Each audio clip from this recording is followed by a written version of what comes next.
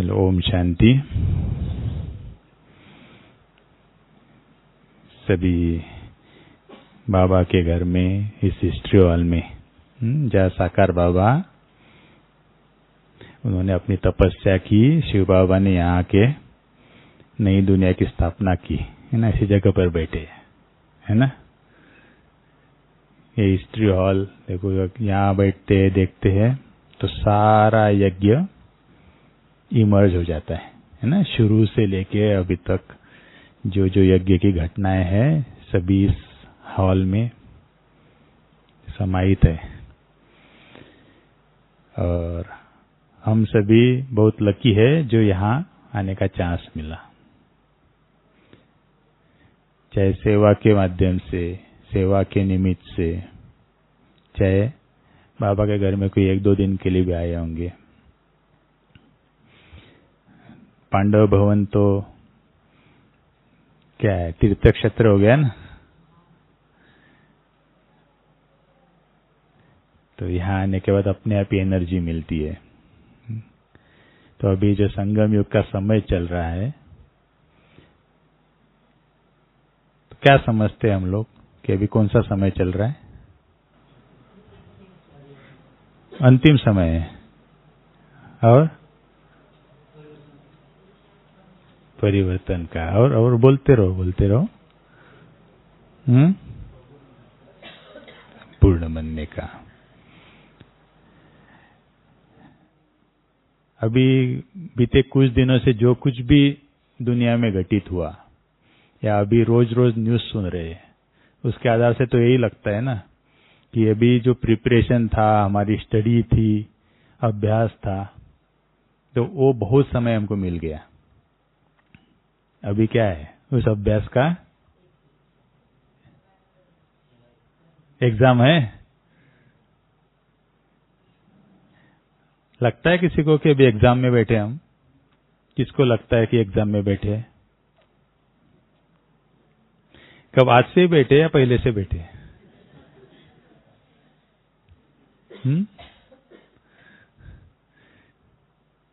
Exam देंगे तब तो पास होंगे ना। और केवल पास नहीं होना है, क्या होना है?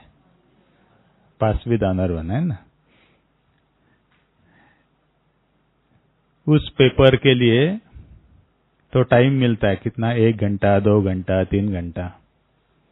हमारे पास कितना टाइम मिला है अपने पेपर का? 1 सेकंड है बस।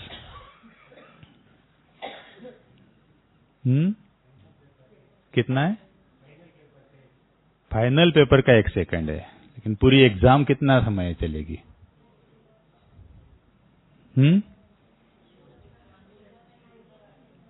संगम युग तक चलेगी ऐसे। और जब तक विनाश होगा तब तक चलेगी। और अच्छा, एग्जाम कौन कौन से पेपर पे होगी? संस्कार। सब्जेक्ट कौन कौन से हैं?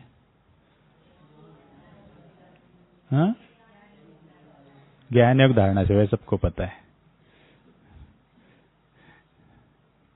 तो कितना समय का पेपर है हमारा? ज्ञान योग धारणा सेवा सब्जेक्ट तो पता है ना, तो पेपर कितने समय का है? थोड़ा सोचो। 1 सेकंड का। और कर्मातीत बनने का। हर दिन आते हैं। तो टाइम पीरियड कितना है? फिर हर दिन आ रहे तो टाइम तो मिल रहा है ना। अंतिम श्वास तक देखो, जब तक हमारा ये जीवन है तब तक हमारे लिए पेपर है ना। संगम युग तो उसमें कई आत्माएं पास होती रहेगी, लेकिन हमारे लिए कितना समय मिला है? जब तक ये जीवन हमको मिला है तब तक हमारे लिए हमारा पेपर का टाइम लिमिट है। तो कितना टाइम लिमिट है? बहुत कम है ना। अगर कल हमारे मृत्यु हो जाए, कल शरीर छूट जाए, तो हम कितने प्रिपेयर है प्रिपेयर? और अगर 50 साल के बाद छूटे तो भी 1 दिन पहले प्रिपरेशन करेंगे ऐसे। देखो, जब बोर्ड एग्जाम होती है ना बच्चों की, तो पूरी स्टडी हो जाती है। जब एग्जाम डिक्लेयर हो जाती है तो उसके बाद क्या करते हैं? स्कूल के लिए छुट्टी दे देते ना, पढ़ाई की छुट्टी दे देते, फिर 1 मास मिलता है कि अपने आप प्रिपेयर करो। उसमें बच्चे क्या करते हैं? प्रिपरेशन कैसे करते? हाँ, रिवीजन कैसे करते? पूरा का पूरा तो नहीं पढ़ते, नोट्स बनाते ना।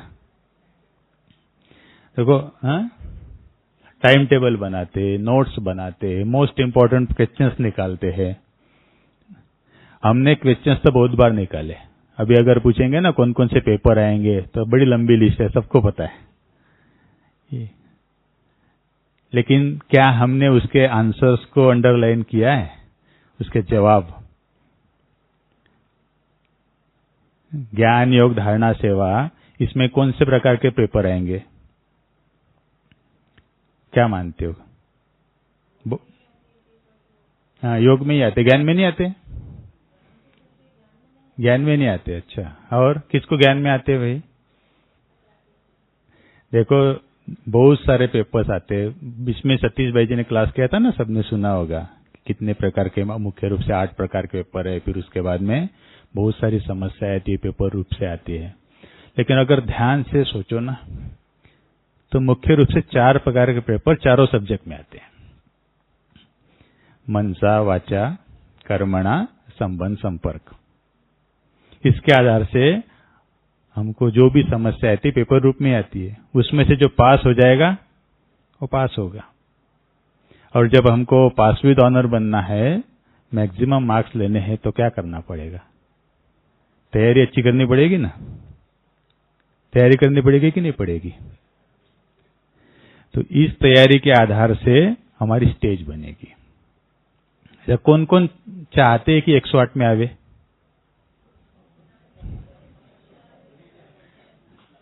नहीं, हाथ उठाओ, हाथ उठाओ। कौन कौन चाहते हैं?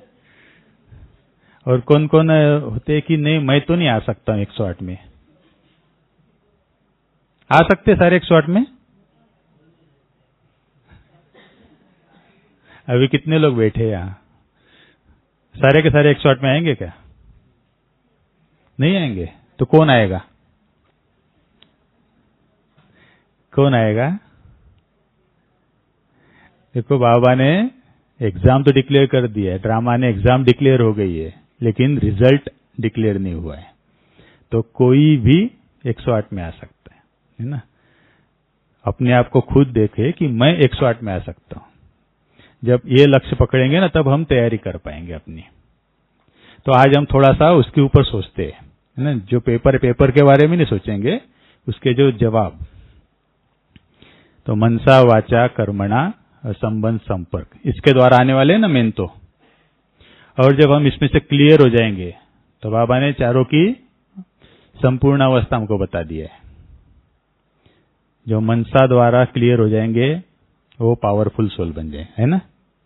मनसा से पावरफुल, वाचा नॉलेजफुल, कर्मणा लवफुल, और संबंध संपर्क क्या कहेंगे? किसको सबसे ज्यादा मार्क्स मिलेंगे? उसकी निशानी होगी हर संबंध में उसको रिस्पेक्ट मिलेगा, तो रिस्पेक्टफुल। संबंध संपर्क में संपूर्ण बन गया, पास विद ऑनर बन गया, मतलब हर संबंध में उसको रिस्पेक्ट मिलेगा, रिस्पेक्टफुल बनेगा। तो ये तो है मेन स्टेज, ठीक है। तो जब ज्ञान योग धारणा सेवा, हमको सब्जेक्ट भी पता है, किसके आधार से पेपर आने वाले वो भी पता है, तो तैयारी करना इजी है कि नहीं इजी है? तो आज हम अपने लिए टाइम टेबल बनावे, है ना। तो अगर चाहे तो आप लोग नोट भी कर सकते हैं कि अपने लिए अभी से हमारी स्टेज हम लोग निर्धारित कर लेते हैं।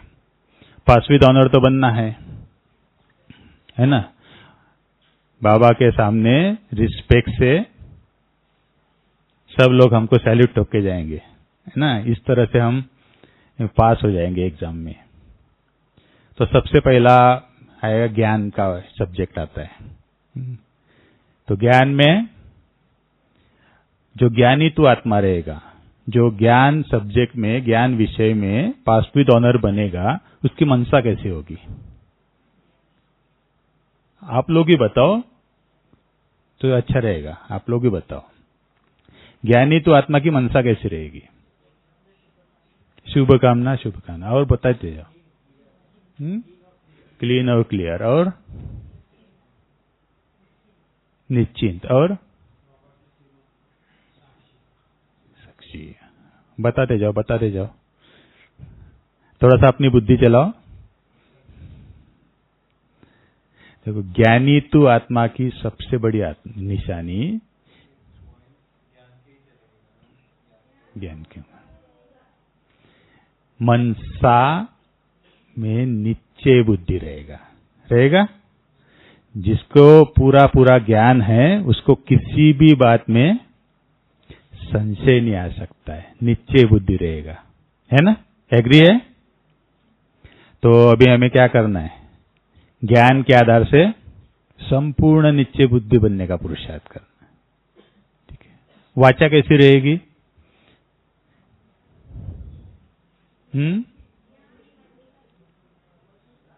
मधुरता रहेगी और सुख देने वाली है, सिद्धि स्वरूप होगी और मीठा होगा। ज्ञानी आत्मा की कैसी होगी? कैसे पालेंगे कि वो बोल रहा है तो लगेगा कि ये ज्ञानी है?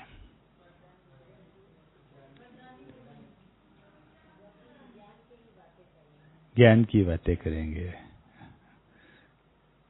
देखो, ज्ञानी आत्मा है ना, जब बोलता है ना, उसके हर शब्दों में, हर सेंटेंस में ज्ञान युक्त और युक्ति युक्त होता है। सामने जैसा व्यक्ति है उसके आधार से उसके हर बोल होते हैं, है ना? विदाउट ज्ञान उनके मुख से बोल नहीं निकलेंगे। तभी वो कहेंगे कि ज्ञान नीतु आत्मा है, संपूर्ण स्टेज उसने प्राप्त कर ली। अच्छा, ज्ञानी आत्मा के कर्म कैसे होंगे? कैसे होंगे बताओ? सकता ही। और थोड़ा सा आप लोग पीछे वाले भी बोलेंगे ना, मजा आएगा। दूसरों को प्रेरणा देने वाले होंगे, सत्य बोलेंगे, युक्ति युक्त हो गया।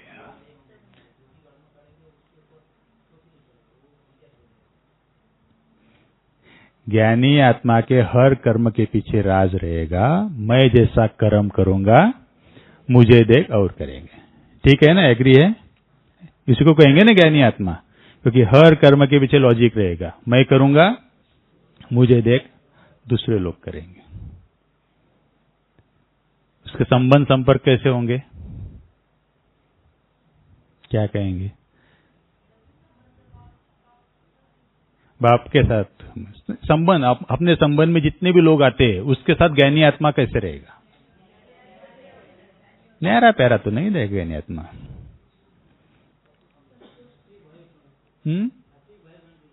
क्या? आत्मिक भाई के रूप में मानेगा और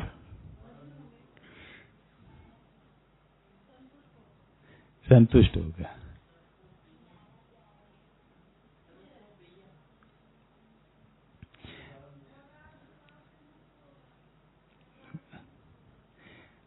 मतलब ज्ञानी आत्मा सबके सामने जिसके भी संबंध में आएगा, संपर्क में आएगा, उसके लिए एक उदाहरण मूर्त होगा। है ना?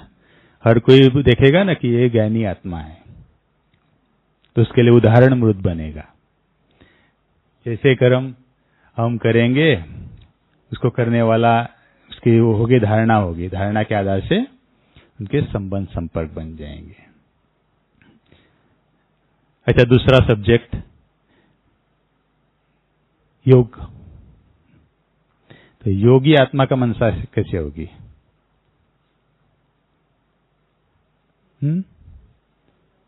बताओ। और योगी आत्मा, योगी अपने आंखों के सामने लाओ, संपूर्ण योगी स्वरूप। मनसा, मनसा योगी आत्मा की मनसा।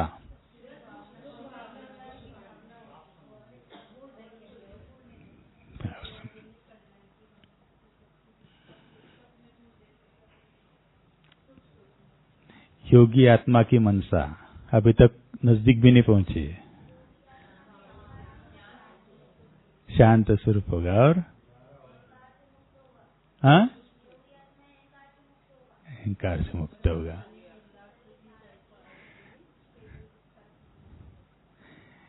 एक बाप दूसरा न कोई, है ना। निशानी क्या है योगिया की? योगी की निशानी है एक बाप दूसरा न कोई। उनके मनसा में, उनके मन में बाबा के सिवा कोई विचार आ ही नहीं सकता। उसको योगी आत्मा कहेंगे। वाचा कैसे होगी योगी की? मीठी होगी। और उससे बात करते ही पता चल जाए ये तो योगी व्यक्ति है। कैसे पता चलता है?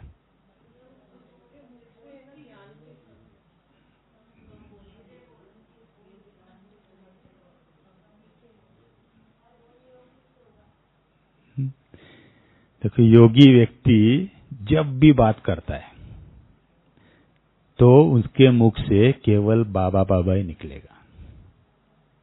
हर बात को बाबा से जोड़ेंगे, बाबा की महिमा करते रहेंगे, है ना। दुनिया में जो योगी होते हैं वो भी क्या करते हैं? भगवान की महिमा करते रहते हैं ना। और हमारे भी योगी आत्मा जो है उससे बात करते ही बस बाबा याद आ जाए, क्योंकि हर शब्द में, हर सेंटेंस में, हर चीज में बाबा ही बाबा। योगी व्यक्ति के कर्म कैसे होंगे?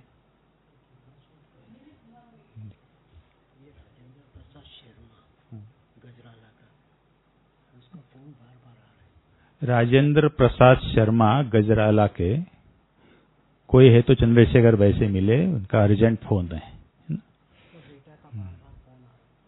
यहाँ है कोई राजेंद्र प्रसाद? नहीं, यहाँ तो नहीं है। माइक पे अगर सुन रहे होंगे, राजेंद्र प्रसाद शर्मा जो सेवा में है, जल्दी से जल्दी चंद्रशेखर भाई से मिले, उनके घर से फोन आ रहा है। योगी आत्मा के कर्म कैसे होंगे? योगी आत्मा, योगी का चित्र लाओ ना सामने। योगी किसको कहेंगे?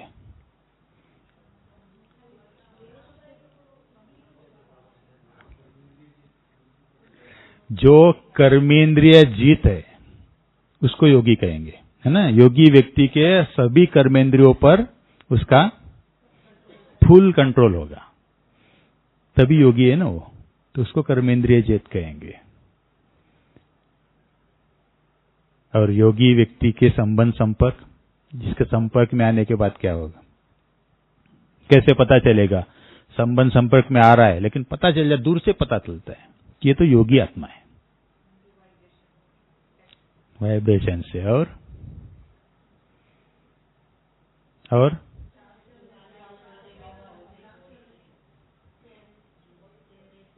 योगी की सबसे बड़ी निशानी, चाहे हजारों की भीड़ में रह जाए,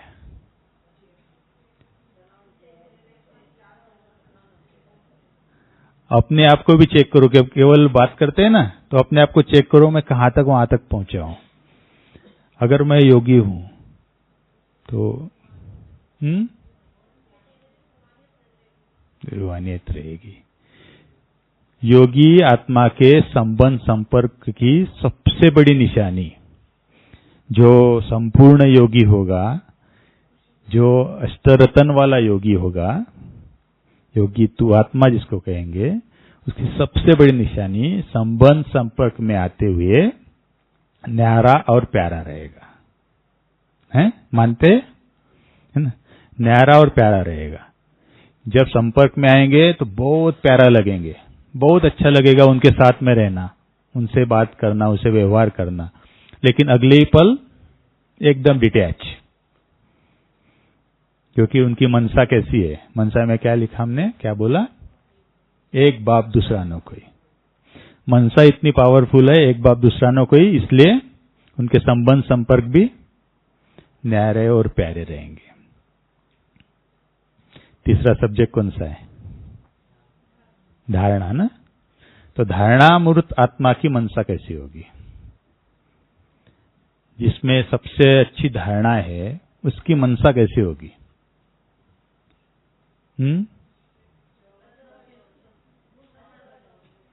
चलो डोल, और संतुष्ट, और गुण धारण करने वाले, और धारणामूर्त आत्मा की जो मनसा होगी ना, सबके प्रति शुभ भावना, शुभ कामना वाली। तो अगर मैं संपूर्ण धारणामूर्त हूं तो मेरी निशानी क्या होनी चाहिए? सबके प्रति शुभ भावना, शुभ कामना। धारणामूर्त आत्मा की वाचा कैसी होगी? जो संपूर्ण धारणामूर्त है, धारणाओं पे चलने वाला है, उसकी वाचा कैसी होगी?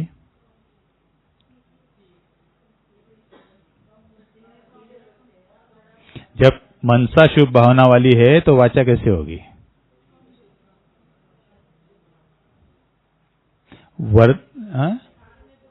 सार में बोलेंगे, युक्ति युक्त बोलेंगे, वो तो ज्ञानी तो आत्मा को हो गए ना, युक्ति युक्त बोलेंगे तो। लेकिन जिसमें धारणा पूर्व है, वर्तन, धारणामूर्त आत्मा की जो वाचा होगी ना, हमेशा वरदानी होगी, क्योंकि उनके एक एक कर्म में, एक एक विचारों में धारणा के प्रति समर्पण भाव है। 100% धारणामूर्त चलने वाला व्यक्ति है, शुभ भावना, शुभ कामना उसके मनसा के हर एक विचारों में है, तो उसकी वाचा में हमेशा वरदानी बोल निकलेंगे। उसके कर्म कैसे होंगे? श्रेष्ठ होंगे, और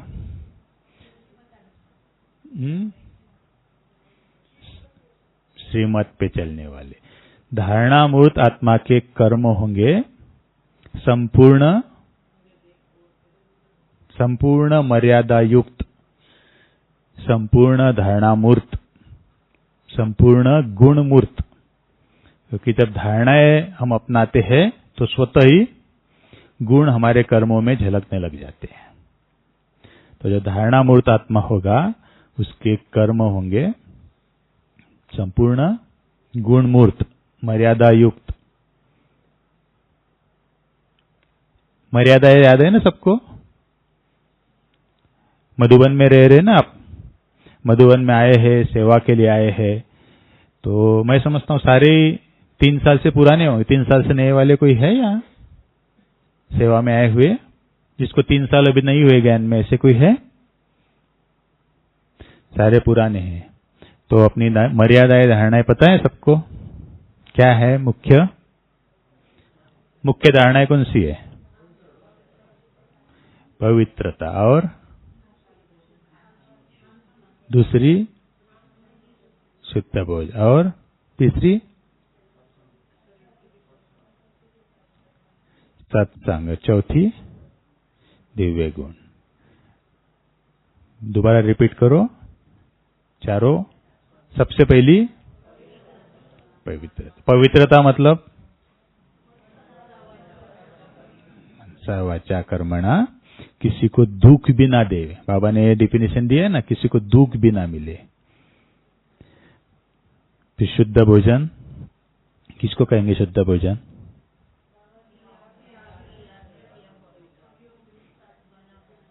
बाबा के याद में बनाया हुआ भोजन शुद्ध भोजन। ऐसे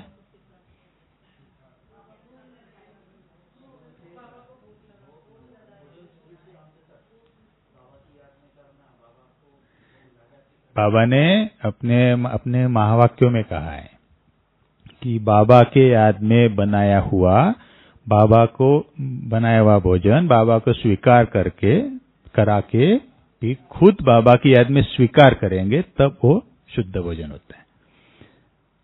बनाना भी शुद्धता से बाबा की याद में, बाबा को अर्पण करके फिर बाबा की याद में स्वीकार करना, वो हो गया शुद्ध भोजन। तीसरा कौन सा था धारणा? सत्संग। सत्संग मतलब रोज आधा घंटा बैठ गए तो सत्संग हो गया। और तो भक्ति में भी करते आए ना, है ना? तो सत्संग मतलब क्या?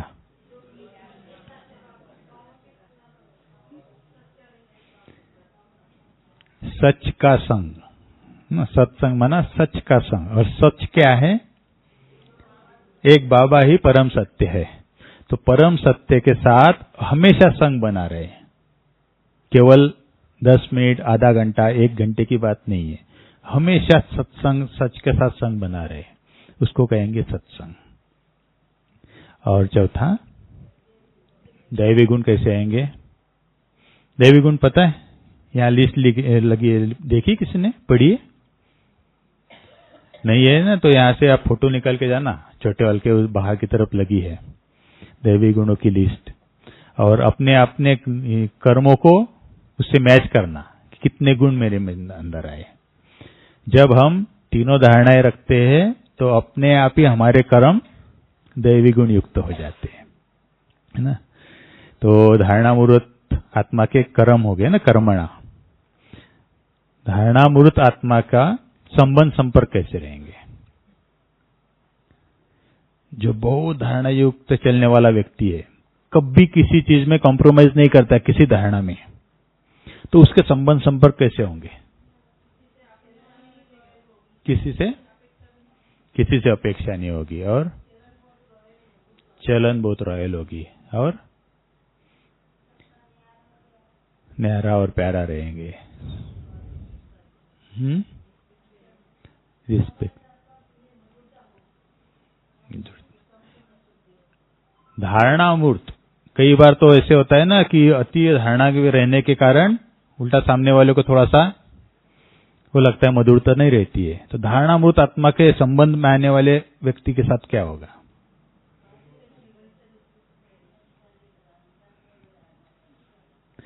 देखो, बाबा ने बहुत अच्छी बात बताई है कि जो संपूर्ण धारणा में रहता है वो आत्मा एक पारस के रूप में बन जाता है। पारस पता है ना, कि जिसके संपर्क में आए उसको सोना बना देवे। जब हम अपनी धारणाओं पे अचल अडोल है तो हमारे संपर्क में जितनी भी आत्माएं आएगी, उसमें कितनी भी निगेटिविटी हो, लेकिन हमारे अंदर के बल के दम पर हम उसकी वृत्ति भी चेंज कर सकते हैं, उसको सोना बना देंगे।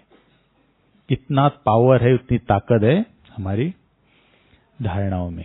तो धारणा मूर्त आत्मा का सबसे बड़ी निशानी कि वो पारस का काम करेगा, जिसके संपर्क में आए उसको सोना बना देगा, है ना। तो हम लोग सब पारस है ना। तो ऐसे मधुबन से जाने के बाद जो भी हमारे संपर्क में आए, तो आज के बाद होगा क्या कि वो मुझे बंधन डालता है, वो मेरे लिए अपशब्द कहता है, वो विघन रूप बनता है? हो सकता है ऐसे? होगा क्या? हाँ नहीं बोल रहे माते हैं। यहां से पारस बन के जाओ, क्योंकि पारस बनने का सहज तरीका है धारणाओं पे अडोल। हमारी जो भी धारणा है, धारणाओं के लिए बाबा मर्यादाएं भी बताते हैं, उसके आधार से धारणाएं स्ट्रांग करते जाओ तो अपने आप सारे बंधन भी दूर हो जाएंगे और हम उनकी वृत्ति चेंज करने के निमित्त बन जाएंगे। और सबसे चौथा सब्जेक्ट सेवा। तो सेवादारी बन के आए ना सभी, तो इस सब्जेक्ट में तो फुल मार्क्स मिलेंगे, है ना। तो सबसे अच्छा सेवादारी उसका मनसा कैसे होगी? बाबा के साथ जुड़ा रहेगा और निमित्त भाव होगा, और हर सेवा करते समय, हर कर्म करते समय कौन सा संकल्प सबसे पहले आएगा? मनसा में बात है ना, पहला संकल्प बाबा।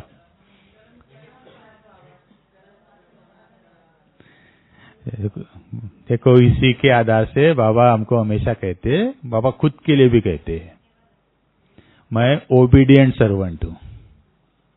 तो हमारे मनसा में, हमारे मन में सबसे पहला थॉट सेवा के प्रति अगर आवे ना, सबसे पहला थॉट है कि मैं ओबीडिएंट सर्वेंट। तो ओबीडिएंट सर्वेंट मतलब बाबा के तो ओबीडिएंट है ही, वो तो बनना ही है, लेकिन उसके साथ साथ सारी दुनिया के भी ओबीडिएंट सर्वेंट है हम, सारी दुनिया के। फिर वहां कहीं भी हमारे मन में मालिकपन का भाव नहीं आए, उसको कहेंगे सच्चे सेवादारी, है ना। सेवादारी आत्मा की वाचा कैसे होगी? जो सेवादारी होता है वो क्या बोलेगा? निर्मल। और हाथी का पाठ और निर्माण, हाँ, नम्रता वाले। जब सेवादारी होते हैं ना, सबसे पहले क्या कहते हैं? पहले आप मतलब निर्माण भाव। सेवाधारी जो सच्चा सेवादारी है तो उसकी वाचा में हमेशा निर्माण भाव रहेगा। उसके कर्म कैसे होंगे? सेवादारी है ना आप सभी, तो आप बताओ कर्म कैसे है? कर्म ही कर रहे हैं ना अभी, श्रेष्ठ कर्म होंगे। और कैसे कर्म होंगे बताइए?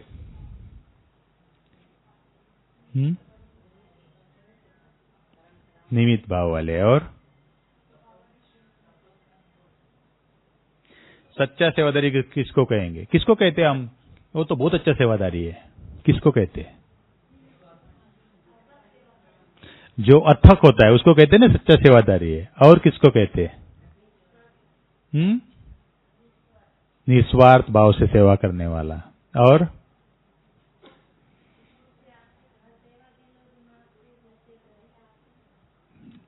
टीचर बहनों को पता होगा ना, टीचर बहनें हुई थी ना, ये बहुत अच्छा सेवादारी है। हाजी का पाठ पक्का करने वाला। एक होता है अथक, दूसरा होता है ऑलराउंडर, किसी भी सेवा करने के लिए हमेशा तैयार। और तीसरा होता है एवर रेडी, जब बोलो ये आत्मा सेवा के लिए तैयार है, तो उसको हम कहते हैं कि अच्छे सेवादारी है ना। तो जब सेवा के फील्ड में हमें पास विद ऑनर बनना है, 100% मार्क्स लेने हैं, तो ये तीन चीजें तो चाहिए है ना अपने कर्मों में। कौन सी? अथक, ऑलराउंडर और एवर रेडी। एवर रेडी मतलब हाजी का पाठ हुआ ना, तो अथक, ऑलराउंडर और एवर रेडी। सेवाधारी व्यक्ति के संबंध संपर्क कैसे होंगे? सेवादारियों के संबंध संपर्क कैसे होंगे? सबको संतुष्ट करेंगे। और सबसे एकदम सेवाधारी की सेवा की एकदम लास्ट स्टेज, जिसके भी संपर्क में आए अपनापन लगे, और जिसको अच्छा ईश्वरीय सेवादारी कहेंगे, बाबा का सेवादारी बच्चा।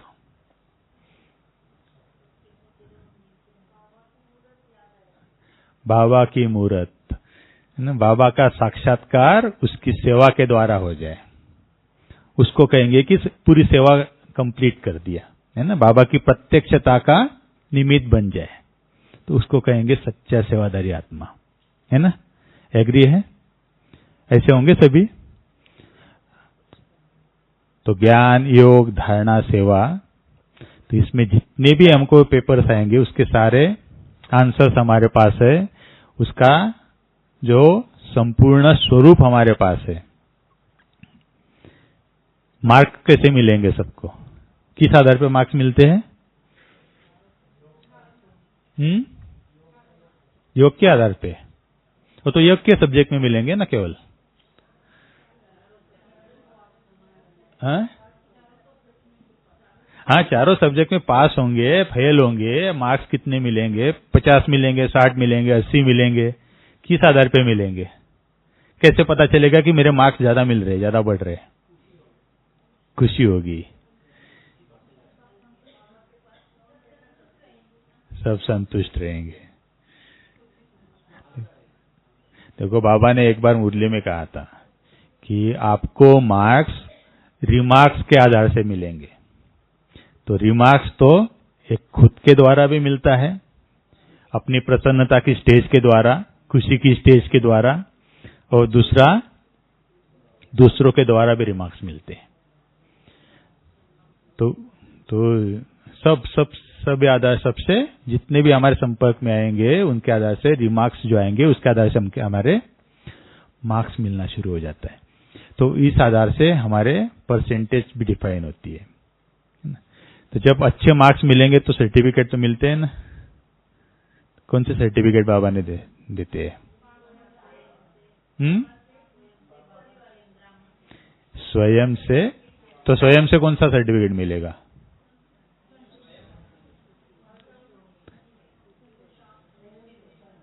स्वयं प्रिय, है ना, खुद से स्वयं संतुष्ट हो गया ना खुद से।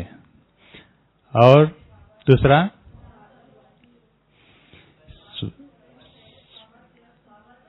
स्वयं प्रिय, लोक प्रिय, प्रभु प्रिय। और चौथा जो केवल संगम युग पर हम बच्चों को ही सर्टिफिकेट मिलता है, चौथा। हाँ, लोकप्रिय हुआ ना, लेकिन संगम युग पर हमको एक सर्टिफिकेट मिलता है और किसी को नहीं मिलता। वो कौन सा मिलता है? नहीं, भगवान तो मिल गया।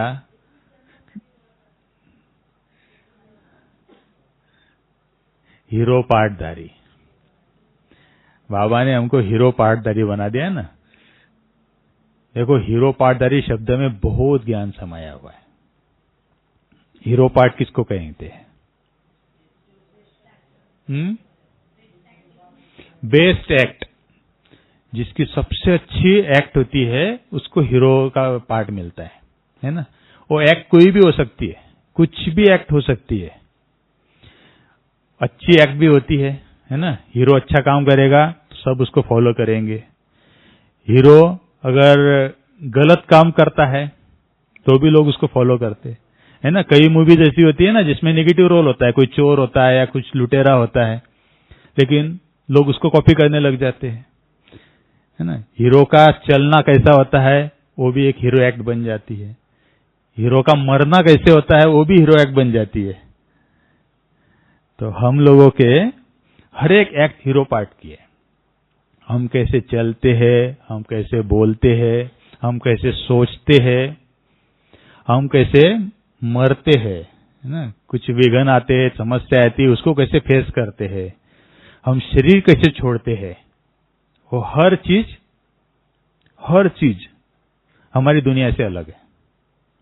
और लोग सोचेंगे अगर हम अपना पार्ट ठीक तरीके से अगर चलाए ना, लोग सोचेंगे ये एक्ट होनी चाहिए तो ऐसे होनी चाहिए, मेरे जीवन में अगर कुछ करना चाहूं तो ऐसा करना चाहूं, है ना। इसलिए बाबा कहते हैं हीरो पार्टधारी का सर्टिफिकेट संगम युग में केवल आप ब्राह्मण आत्माओं को मिलता है। तो चारों सर्टिफिकेट कौन से मिले? स्वयं प्रिय, लोक प्रिय, प्रभु प्रिय और हीरो पार्टधारी। चारों सर्टिफिकेट लेंगे तो हम पास विद ऑनर बन जाएंगे। तो बनना है सभी। तो अभी मधुबन में है ना, अभी जितने भी समय है आपके पास, जितना भी समय है, सेवा तो कर रहे। सेवा के लिए तो कोई किसी को प्रॉब्लम है क्या? है ना। सेवाएं तो बाबा के घर में मस्त है। एक निमित्त मात्र सेवा है, उसके बाद में पांडव भवन में खास करके अपने लिए बहुत समय मिलता है, बहुत समय मिलता है। सवेरे शाम का मिलता है, रात में जब कमरे में सोते हैं वो समय अपना होता है। सेवा करते समय भी अपने पास समय बहुत होता है, क्योंकि मन तो हमारा फ्री है ना हर चीजों से। तो ये जो समय मिला है, जितने भी दिन का मिला है, अपने लिए इस स्टेज के लिए तैयार करना है। ताकि अभी जैसे कहा कि हो गया, क्वेश्चंस पेपर भी हो गए, क्वेश्चंस भी बहुत सारे निकाल दिए, प्रिपरेशन भी हो गया। अभी ये कोविड पीरियड में तो देखा कि सब कुछ ठप हो गया था, तो उसमें खुद को समय भी मिल गया। अभी तो वो समय भी नहीं मिलेगा दोबारा जो खुद को हम देख सके। अभी बस हमें अपने आप को तैयार करना है। तो जब मधुबन में आए हैं, मधुबन में जितना भी समय है, तो उस समय का हम अपने जीवन के लिए बहुत यूज कर सकते हैं। अभी जैसे कहा ना, टाइम पीरियड हमको ये लाइफ पीरियड जितना है पेपर का टाइम पीरियड मिला है, इस लाइफ पीरियड बहुत छोटा सा है, और उसमें भी ये जो समय मिला है मधुबन का, ये भी बहुत छोटा सा है। दोबारा कब चांस मिले ये भी हमको पता नहीं है। फिर अभी कई सारे आते हैं ना यहाँ, तो वहां से तरसते बेचारे कि नहीं दोबारा एक बार तो मधुबन आना है, दोबारा एक बार तो मधुबन आना है। लेकिन कुछ ऐसी परिस्थिति आ जाती है, कुछ ऐसी बात आ जाती है कि चाह के भी नहीं पहुंच पाते। इसलिए अपना एक एक दिन, एक एक घंटा, एक एक सांस मधुबन का अपने प्रति तैयार करने के लिए नहीं। यहाँ जो बैठे हैं ना ये हिस्ट्री हॉल, तो हिस्ट्री हॉल से कितनी हमारी महान दादियां और महान आत्माएं यहाँ से तैयार होके संपूर्ण विश्व में गई। है ना। यहाँ से गए ना एक भी गए दिल्ली जाके सेवा की शुरू किया, एक गए मुंबई जाके सेवा शुरू किया, एक पंजाब जाके सेवाएं शुरू की, कोई यूपी जाके सेवाएं शुरू की, दादी जान की विदेश जाके सेवाएं शुरू की, सब यहाँ से निकले ना। तो कितने पावरफुल जगह है। कोई एखादे सन्यासी का आश्रम होता है ना, तो वहां देखते कि इस सन्यासी ने, इस तपस्वी ने इतने साल तपस्या की थी, तो सब लोग जाके वहां माथा टेक के आते है ना। और इस जगह पे तो केवल खुद के लिए तपस्या नहीं की है, तो इतने बीज यहां से लेके संपूर्ण विश्व में कितनी आत्माओं को निकाला है, तपस्वी आत्माओं को निकाला है, जो अपनी अपनी जगह पे वृक्ष को फैला रहे हैं। उसका बीज कहां से निकला? यहां से निकला है। और ये चांस संगम युग में दोबारा बहुत रेयर मिलता है। इसलिए जो भी समय हमको मिला है ना, उसको यूटिलाइज करके, उसको यूज करके अपने आप को इतना पावरफुल बना लीजिए कि यहां से जाने के बाद वहां जहां भी जाएंगे ना सेंटर पे, तो सेंटर की सारा क्लास, फिर संबंध संपर्क वाली आत्माएं सभी सोचने लगे कि नहीं, इस बार ये लोग गए तो आने के बाद कुछ न कुछ तो हमको मिल रहा है, परिवर्तन हो रहा है तो देखते लोग, लेकिन उनको कुछ प्राप्ति हो रही है, ये अपने से उनको फील हो। तो इतना भरपूर अपने आप को करके जाइए।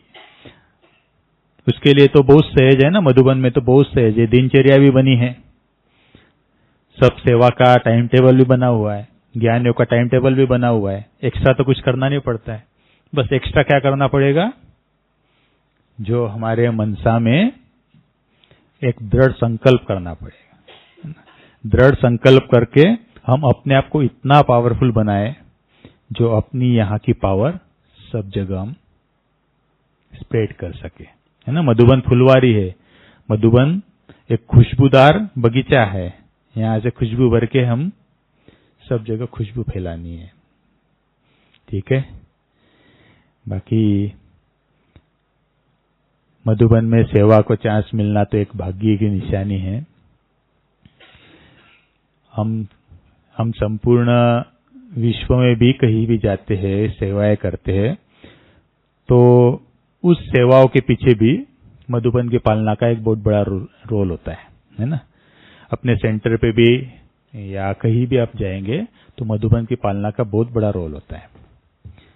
और वो पालना स्थूल रूप से तो साकार बाबा ने दादियों के दी, दादियों से दीदियों को मिली, अभी दीदियों से हम सबने ली। लेकिन अभी जो नए आत्माएं आने वाली है, नए आत्माओं को एक पालना देना, पर्सनल पालना की बात नहीं है, लेकिन जो हमने पाया है वही दूसरों को आप समान बनाने का सेवा भी अभी करना है। चलो, आप लोग सेवा में आए हैं, सब संतुष्ट है सेवा में? सबकी तबीयतें ठीक है? किसको थोड़ा सा प्रॉब्लम है? 3-4 लोगों का सुना कि किसी को फीवर वगैरह है। किसी को है फीवर कमरे में? अपने कमरों में फीवर है किसी को? अगर किसी को थोड़ा भी तकलीफ हो ना, तो आप प्लीज बता दीजिए। अगर अपने आसपास वाले को भी कुछ हो तो बता दीजिए। क्या है, हम लोग थोड़ा सोचते हैं मधुबन में आए, 15 दिन के लिए आए हैं, थोड़ा तकलीफ हुई है, कैसे बताए, तो फिर वो छोटी सी तकलीफ कभी कभी बड़ा समस्या बन जाती है। फिर खुद को भी समस्या बनती है और दूसरों को भी तकलीफ होती है। इसलिए अगर कुछ भी थोड़ा सा है तो आप लोग तुरंत डिस्पेंसरी है वहां बताइए। कमरों में सब ठीक है सभी? कितने कितने लोग हैं कमरे में? 16। और भाइयों कितने हैं? ओम निवास में कितने भाई लोग हैं? यहां तो नहीं होंगे, वो तो पहुंच गए होंगे वहां। देखो, मधुबन में पांडव भवन है सबसे पुराना बाबा का घर, है ना। तो पुराना घर होने के कारण जो यहाँ का आवास है वो भी बहुत सालों पुराना है। और ये जो एरिया है ना, नकी लेक से लेके ये जो अधर देवी के आगे तक का एरिया, ये नो कंस्ट्रक्शन जोन में आता है, क्योंकि पर्यावरण के हिसाब से पहाड़ी क्षेत्र की इसमें आता है। तो यहाँ एक एक चीज की परमिशन मिलना बहुत डिफिकल्ट है। अगर आप देख रहे हैं ना, विशाल भवन में जैसे चल रहा है, कंस्ट्रक्शन चल रहा है भाइयों के कमरों में, अभी बाथरूम में बन गई, अभी रूम थोड़े से तैयार हो रहे, उसके